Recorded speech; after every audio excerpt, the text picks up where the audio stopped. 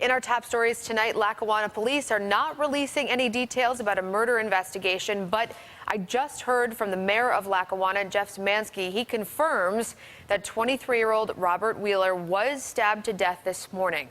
This is Robert. The mayor says the district attorney will release new information on the investigation probably tomorrow morning. We have spoken with Wheeler's family. Now, his aunt says that Wheeler was killed in his mother's home trying to protect his nephew. A GoFundMe account has been set up to help with funeral expenses. Nearly $5,000 has already been raised. Watch News 4 tonight at 11 for the latest details, and also keep checking all of our social media pages. Hillary wants to essentially abolish the Second Amendment. If she gets to pick her judges, nothing you can do, folks. Although the Second Amendment people, maybe there is, I don't know. All right, that statement is causing some controversy. Donald Trump set off this new controversy today, this time with his comments about the Second Amendment, which many interpreted as a threat of violence against Hillary Clinton. Mary Maloney is hearing from both sides. Donald Trump made an appeal to his base, repeating a claim that Hillary Clinton wants to take away the right to own guns. Hillary wants to essentially abolish the Second Amendment. By the way, and if she gets to pick her judges, nothing you can do, folks. Although the Second Amendment people, maybe there is, I don't know. But the Clinton campaign interpreted the off-the-cuff comment as a threat. Nobody who is seeking a leadership position, especially the presidency, the leadership of the country, should do anything to countenance violence. And that's what he was saying.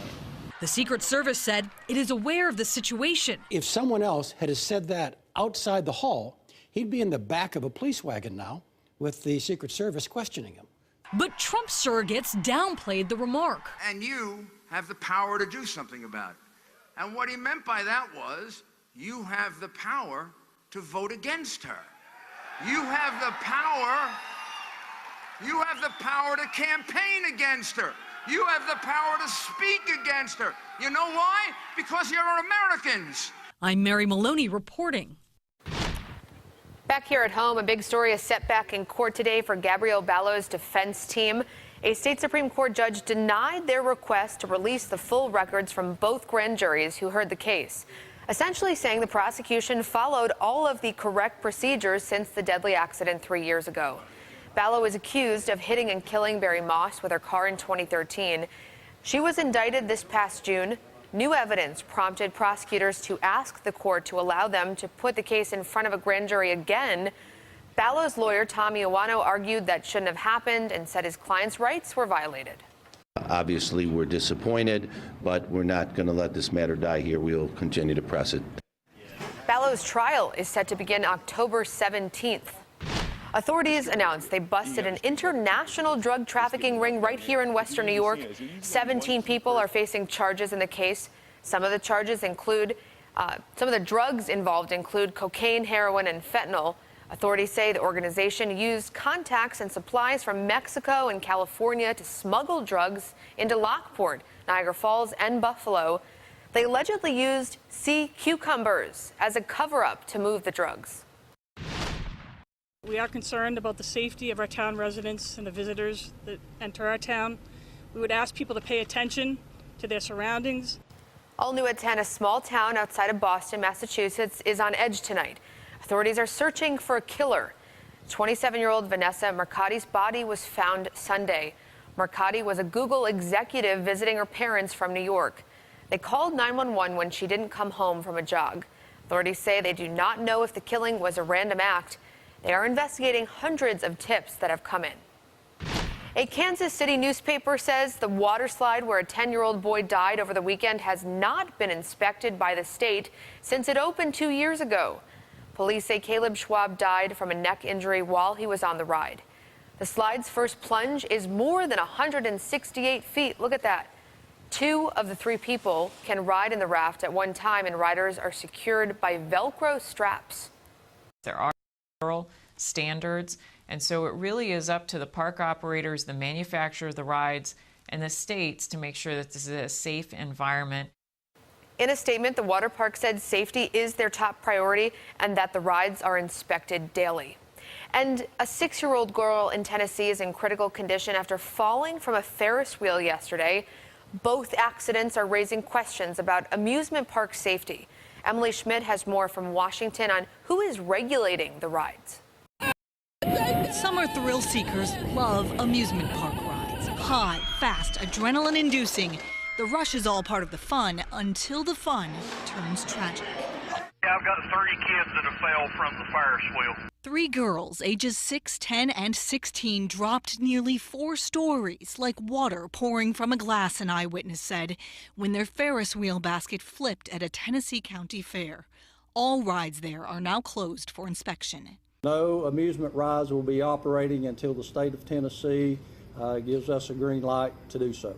And Kansas State Police are investigating what happened on the world's tallest water slide to cause a neck injury so severe it killed 10-year-old Caleb Schwab. There's just no way to prepare for this. Researchers at Nationwide Children's Hospital in Ohio looked at 2 decades of numbers from the Consumer Product Safety Commission. They found an average of 4,423 children under 18 go to the emergency room every year for amusement park injuries. Add in water parks. The most recent numbers show about 30,000 children injured last year, with no one agency overseeing all kinds of rides. What we do know about water parks is there is very little federal oversight or regulations. Researchers say parents should make sure kids follow all height, weight, and age requirements, use safety equipment, and trust their instincts, making safety what counts most. I'm Emily Schmidt reporting. Well, Team USA is making us all proud again tonight. This is the latest medal count. Team USA has 8 gold, 8 silver, and 9 bronze for a total of 25 medals. We first told you about this yesterday. Olympians in Rio have taken to cupping. It's an ancient therapy meant to release tension in your muscles. News 4's Marissa Perlman spoke with experts to find out if it works. Might be looking at this idea of cupping and thinking, well, if it's good enough for Olympic gold medalist Michael Phelps, well, then it's good enough for me. But in actuality, some doctors are now questioning whether there's any real science to back up this ancient Chinese tradition. So basically, you heat the rim of the cup. A little fire and the right touch. Here. The quicker you are from the flame to the skin, the better the pull will be. And you're on your way to relaxation and healing. Or are you? If you ask the Chinese what it would do, they'll tell you that it like pulls up toxins and all this other stuff, but not really the case. Dr. Andrew Willis says the placement of these glass cups creates a partial vacuum. It's believed to stimulate muscles and blood flow while relieving pain and speeding healing. But it definitely helps people, decrease the tone within the tissue and help loosen it up. But some doctors say there's no scientific evidence proving the therapy can heal anything. Studies are underway looking more closely at its potential medical benefits, but Willis says there's no cure-all. Everyone looks for the quick fix. Like this is going to help them, this is going to cure me, but it's usually a combination of things that really you'll see the best outcomes with your therapy and your patients. Willis says he uses this alongside exercises and strength training and likens it to an intense athletic massage, part of which he says has a major mental component. So you're more just giving this stimulus to the tissue, which kind of your brain's like, okay, let's relax. But what's left behind might leave a mark. So if you're looking to try out that ancient Chinese tradition for yourself, know that those red marks could stay on your body for as long as a month. We have more information for you on our website, WIVB.com. Reporting in Niagara Falls, Marissa Perlman, News 4.